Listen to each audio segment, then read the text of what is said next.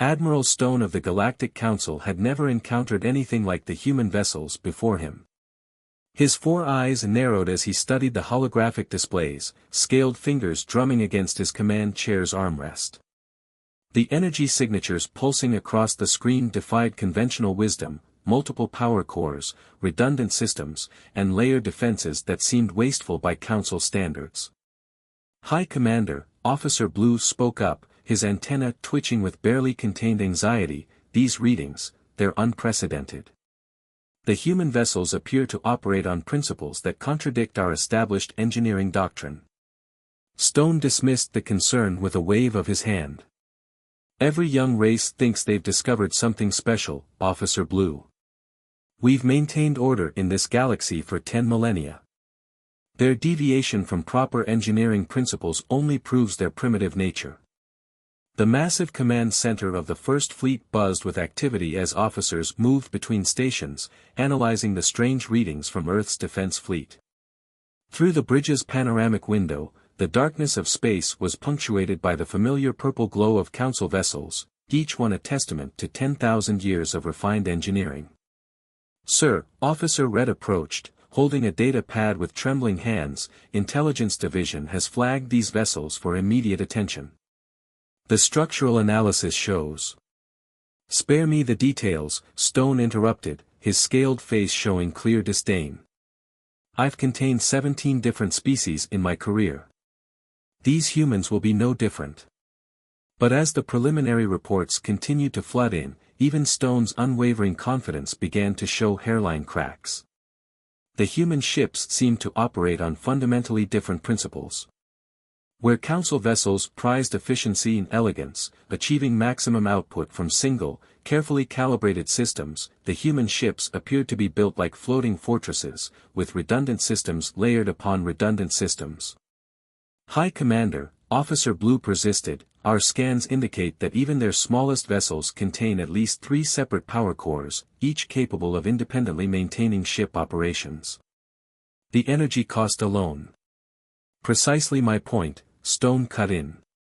"What advanced civilization would waste resources on multiple power cores when one properly engineered system is sufficient? This only confirms their primitive understanding of spaceship design."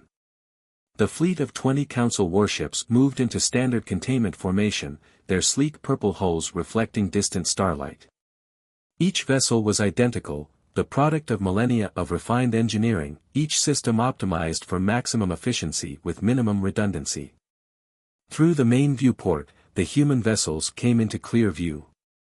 Their appearances only deepened Stone's conviction about their primitive nature. Unlike the Council's standardized fleet, each human ship looked unique, their hulls thick with what appeared to be overlapping armor plates and studded with various protrusions that seemed to serve no clear purpose. "Send the standard warning message," Stone commanded. "Inform them that resistance will only make things worse for their species." As the message was transmitted, Officer Red approached Stone's chair again. "Sir, the humans have been broadcasting their own message on all frequencies. They're repeating it continuously." "Oh." Stone's tone carried more amusement than interest. "What does it say?" Red cleared his throat and read from his display, "To all approaching vessels, human ships are no ordinary vessels. Aggressive actions will be met with appropriate response. We seek peaceful contact but are prepared for all contingencies." The command center filled with laughter, and Stone smiled, showing his sharp teeth. "How dramatic. All new races think they're special. Begin the containment procedure, target their engines with ion pulses, standard procedure." As the Council fleet moved forward, weapons charging, Officer Blue watched the human ships with growing unease. Something about their design bothered him deeply, the way they seemed built like fortresses rather than ships, the multiple power signatures that defied explanation, the thick layers of armor that appeared to function independently of each other. "Sir," Blue tried one final time, "the emergency analysis team is strongly recommending." "Enough." Stone slammed his fist down. "I will not have my authority questioned over some primitive vessels. These humans will learn their place, just like all the others." The Council fleet advanced, their purple engines glowing brightly against the black of space. None of them realized they were about to learn a harsh lesson about human engineering. The warning they had ignored was about to become painfully relevant. The human diplomatic vessel Peace Seeker drifted in the void, its unusual design drawing confused stares from the Council fleet's observation deck crew. Captain Sarah Walker stood on her bridge, watching the approaching Council ships with practiced calm. Unlike the sleek alien vessels, the Peace Seeker resembled a medieval castle floating in space, its hull comprised of overlapping plates and redundant shield generators. "They're scanning us again," Lieutenant Rodriguez reported from his engineering station. "Should we activate our secondary systems?" Walker shook her head. "No. Let them see our primary configuration. Maybe they'll understand the warning." She knew they wouldn't. The Council's reputation for technological arrogance was well documented by other species who had encountered them. The Peace Seeker's bridge reflected humanity's approach to spacecraft design. Where alien bridges featured elegant, minimalist control stations, the human bridge resembled a hardened command bunker. Multiple backup stations stood ready, their systems independent yet interconnected. Thick internal bulkheads could seal off sections independently, and every critical system had at least 2 redundant backups. "Captain," Communications Officer Chen called out, "they're broadcasting their final warning. Standard containment protocols, they say. Demanding we power down and prepare for boarding." Walker sighed. They had spent hours trying to explain human engineering philosophy to the Council fleet. The aliens simply couldn't grasp why any civilization would waste resources on multiple power cores and redundant systems. "Send them our technical specifications again," Walker ordered. "And activate the demonstration protocol." Throughout the Peace Seeker, carefully orchestrated system failures began occurring. First, the main power core appeared to shut down. Council sensors would detect this as catastrophic, but the ship continued operating normally on its secondary and tertiary cores. Next, a section of hull armor appeared to fail, revealing another intact layer beneath. On the Council flagship, Admiral Stone watched with growing frustration. "These humans mock us with their primitive displays," he growled. "No advanced civilization would build ships this way. The energy requirements alone." "Sir," Officer Blue interrupted, his antenna twitching violently, "I've completed a deep analysis of their hull composition. The layers, they're not just redundant. Each layer serves multiple functions. If one fails, the others adapt to compensate. It's like nothing we've." "Enough!" Stone roared. "Prepare the ion cannons. Target their primary power signatures. Let's show them how proper engineering works." The Council fleet's weapons charged, purple energy building along their elegant hulls. Stone smiled, anticipating another routine containment operation. His smile faltered as Officer Red approached with new sensor data. "Sir, we're detecting power surges throughout the human fleet. They're activating something." Across space, the human ships underwent a transformation. Panels shifted, revealing weapon ports that had been invisible to initial scans. Hull sections rotated, bringing additional shield generators online. What had appeared to be decorative protrusions revealed themselves as point defense turrets. "My God," Officer Blue whispered, "their entire hull design is modular. Every section can adapt to multiple roles." Captain Walker, Lieutenant Rodriguez reported aboard the Peace Seeker, "All ships report defense configuration Sigma is ready. Should we demonstrate our point defense capabilities?" Walker studied the tactical display, noting the Council fleet's attack formation. "No. Give them one last chance. Open a channel." The face of Admiral Stone appeared on the main screen, his 4 eyes burning with barely contained rage. Walker spoke before he could begin his demands. "Admiral, perhaps we should discuss why human ships are built this way. Our engineering philosophy wasn't developed for elegance, it was born from necessity. Every redundant system, every backup power core, every adaptable hull section exists because we learned harsh lessons about survival. Survival? Stone scoffed. Your inefficient designs prove your primitive nature. Real civilization embraces elegance and optimization. Elegance is a luxury of peace, Admiral. Our ships are built this way because space is unforgiving. We learned early that no single system, no matter how efficient, can guarantee survival. When you're light years from help, redundancy isn't wasteful, it's the difference between life and death. Stone's response was to cut the transmission. Aboard his flagship, he turned to his weapons officer. Begin the attack. Standard containment protocol. Officer Blue made one final attempt to intervene. Sir, if their other systems are any indication, their weapons might also be. Fire.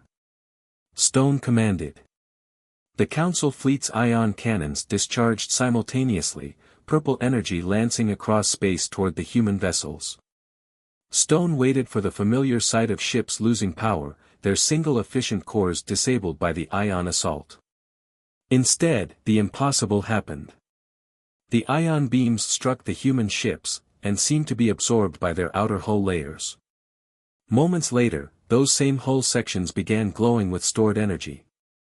Fascinating, Captain Walker mused aboard the Peaceseeker. Their ion weapons are quite efficient. Rodriguez, how are the absorption arrays performing? Better than expected, Captain. Hull sections 1 through 12 have captured enough energy to power our secondary shields for several hours. Should we demonstrate our energy recycling capabilities? Walker watched as the Council fleet frantically charged their weapons for another salvo. No. I think it's time we showed them why human ships have multiple weapon systems. All ships, initiate response protocol Alpha. Defensive fire only, let's teach them about human engineering. The battle that followed would change the galaxy's understanding of spacecraft design forever. But for Admiral Stone, the most painful lesson was still to come, the discovery that efficiency without redundancy was just another word for vulnerability. The Council fleet's elegant purple hulls now bore the scars of their first encounter with human engineering.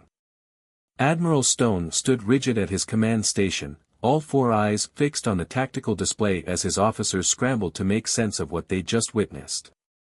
The human ships hadn't just survived the ion assault, they'd absorbed it, adapted to it, and turned it against them. Damage report, Stone demanded, his scaled fingers clenching the railings.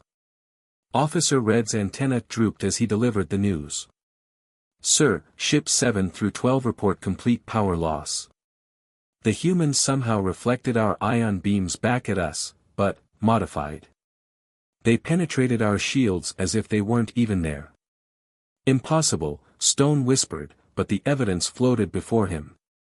Nearly half his fleet drifted powerless, their single efficient reactor cores overloaded by their own weapons. Sir, Officer Blue called out, his voice urgent, the human vessels are changing configuration again. Their hull sections, they're moving. On the main screen, the human ships performed what could only be described as a technological dance. Armored plates shifted and rotated, revealing new weapon systems that hadn't been visible before. What had appeared to be communication arrays transformed into energy projectors. Defensive barriers reconfigured into offensive platforms. By the Council's grace, someone whispered on the bridge, their entire hull is adaptive. Captain Walker's voice came through on all channels, calm and measured as ever. Admiral Stone, perhaps now you'll understand why we warned you. Human ships aren't built for elegance, they're built to adapt and survive. Each section of our hull can serve multiple functions. When you disabled one system, 3 others took its place. Stone's pride warred with his tactical training. 6 of his ships floated helpless in space, their perfect engineering rendered useless by a single countermeasure. But to admit these humans might understand something about spacecraft design that the Council had missed in 10,000 years. Launch the containment drones, he ordered. Standard pattern. Officer Blue's antenna went rigid. "Sir, after what we've just seen. The humans caught us off guard once," Stone snapped. "It won't happen again. Execute the order."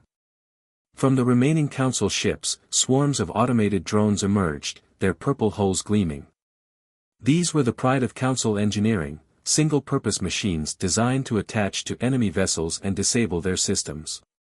They had worked on 17 different species. They would work on these humans. Aboard the Peaceseeker, Captain Walker watched the drone swarms approach. "Well," she mused, "I suppose it's time for a lesson in human point defense. All ships, initiate honeycomb protocol." What happened next would be studied in military academies across the galaxy for centuries to come. The human ship's hull sections moved again, this time creating overlapping fields of defensive fire. Each ship didn't just protect itself, it protected its neighbors, creating a web of interlocking coverage that left no blind spots. The Council drones, programmed for efficiency, flew straight into this defensive network. They never stood a chance. Different types of weapons engaged them simultaneously: energy beams, projectiles, electromagnetic pulses, and weapons the Council had never seen before. Each drone that managed to evade one type of defense fell to another. "Impossible," Stone breathed. "The energy requirements for that many different weapon systems. That's why we have multiple reactor cores." Admiral Walker's voice came through again. "Each system has dedicated power sources. When one runs low, another takes over. We don't believe in single points of failure." The demonstration continued as the human ships began moving in formations that should have been impossible. When one ship's energy reserves ran low, another would move to cover its position, allowing it to recharge. They fought not as individual vessels but as a single adaptive organism. "Sir," Officer Red reported, his voice shaking, "I'm detecting power surges from the disabled Council ships. The humans, they're restoring power to them." Indeed, human engineering vessels had moved to assist the stricken Council ships. Their modular hull sections reconfigured into repair arrays, feeding carefully modulated energy into the alien vessels' overtaxed systems. "You see," Admiral Walker explained, "our ships aren't just built for combat. Every system, every redundancy, every adaptive component serves multiple purposes.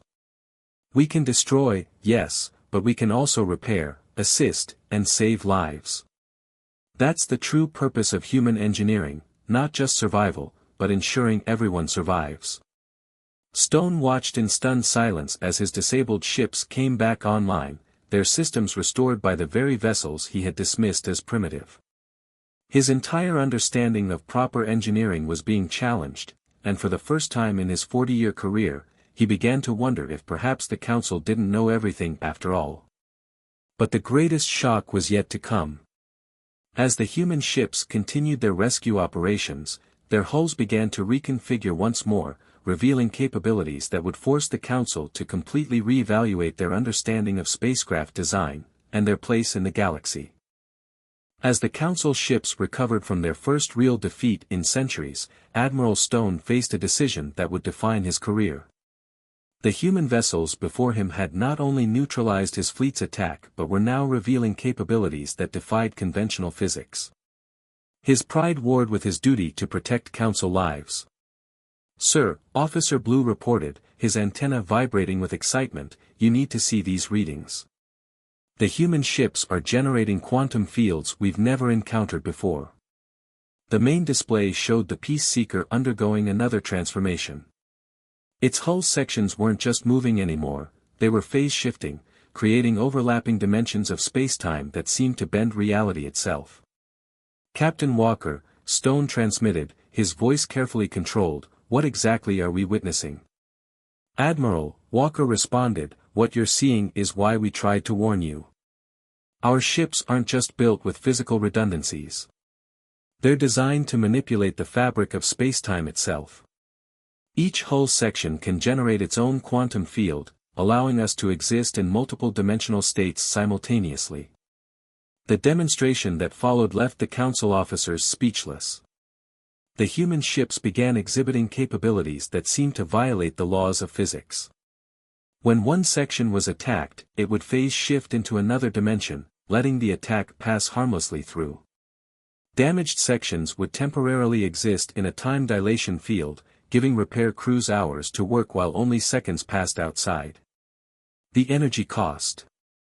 Officer Red stammered, "It must be astronomical."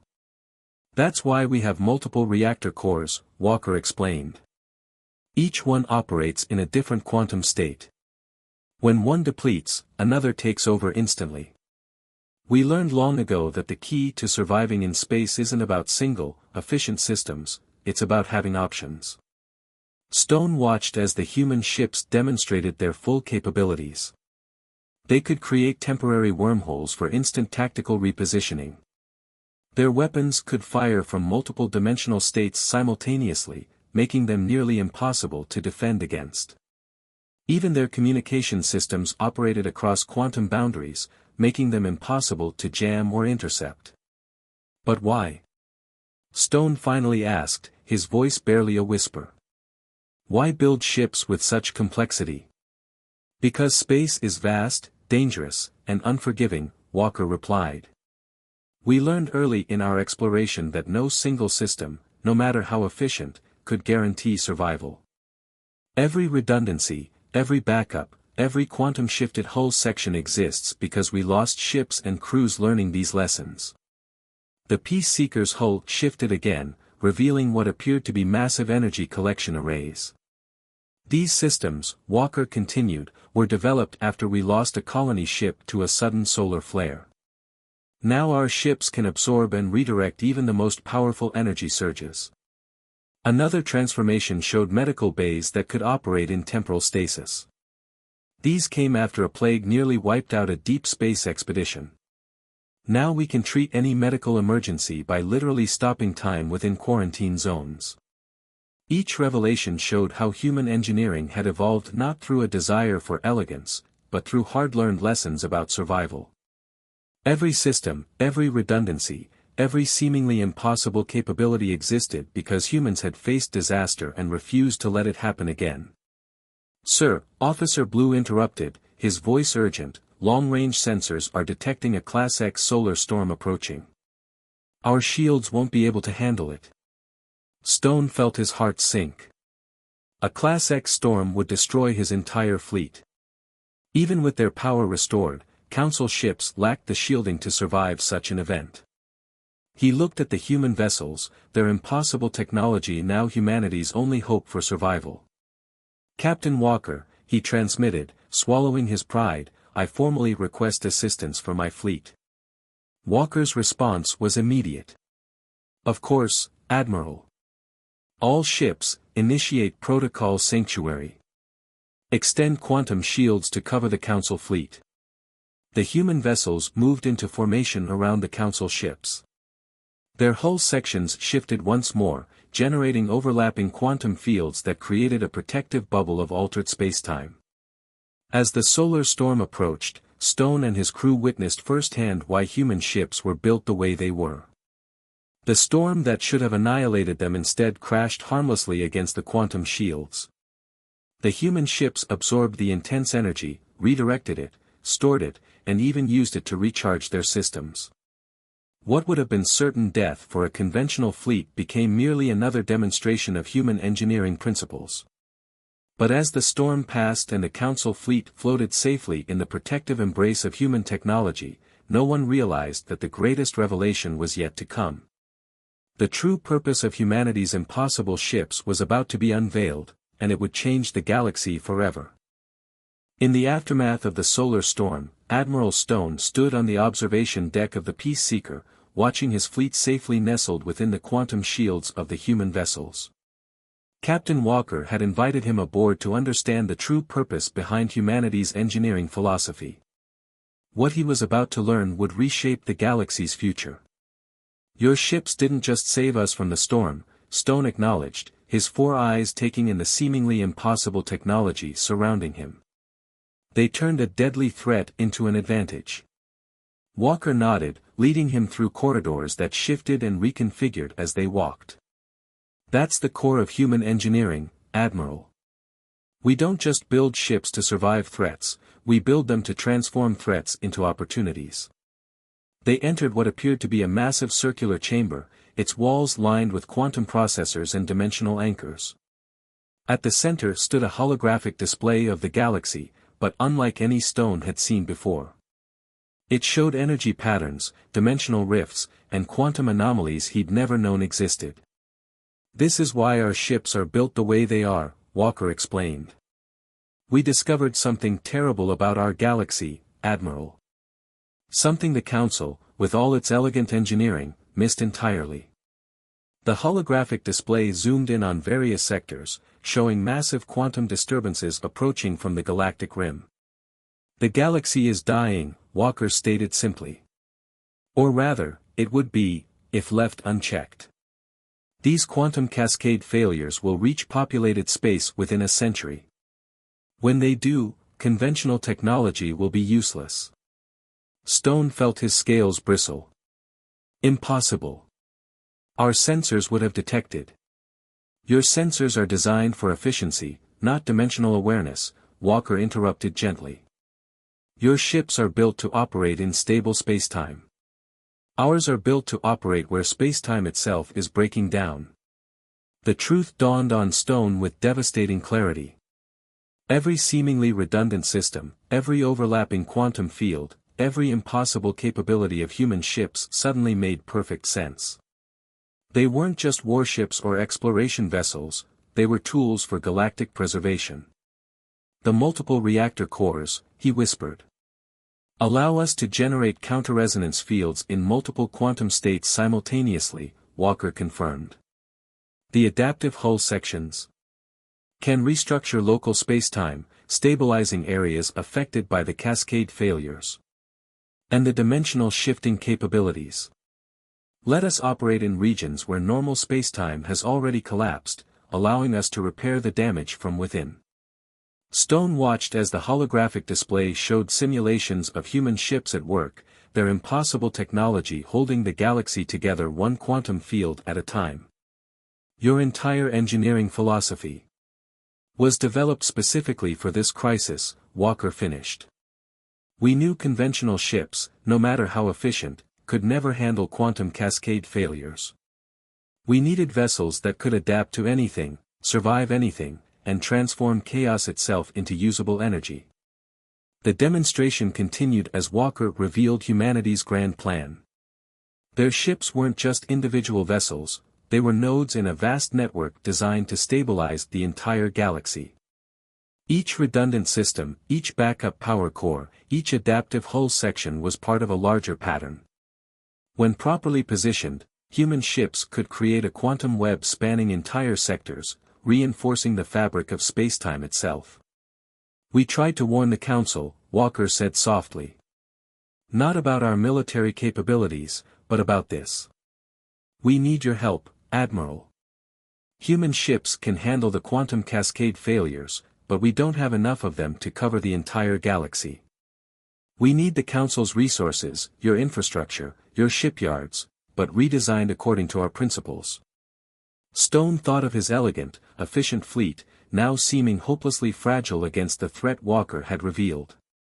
The Council has maintained the same engineering philosophy for 10,000 years, he said.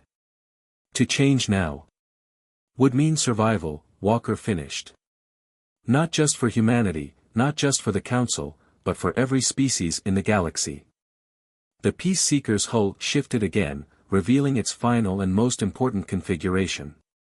The entire ship transformed into a quantum stabilization array, its impossible technology reaching out to repair tears in spacetime that Stone's sensors couldn't even detect. This is why human ships are no ordinary vessels, Admiral, Walker said, watching her ship at work. We built them this way because the galaxy itself needs redundancy, needs adaptation, needs the ability to transform chaos into order. We don't have the luxury of elegant, efficient single systems anymore. The future requires something more complex, more adaptable, more human. Stone looked at the holographic galaxy, seeing it now through new eyes. The Council's 10,000 years of elegant engineering had created beautiful, efficient ships, but humanity's philosophy of redundancy, adaptation, and transformation would save existence itself. "Captain Walker," he said finally, "I believe it's time for the Council to learn some new engineering principles." As the Peace Seeker continued its work, its quantum fields reaching out to stabilize spacetime, humanity's warning echoed with new meaning. Their ships were no ordinary vessels because the galaxy needed something extraordinary to survive. The lesson had been learned. The warning had been heeded. And the future of the galaxy would be built not on elegance and efficiency, but on humanity's principles of adaptation, redundancy, and the transformation of chaos into hope. The end.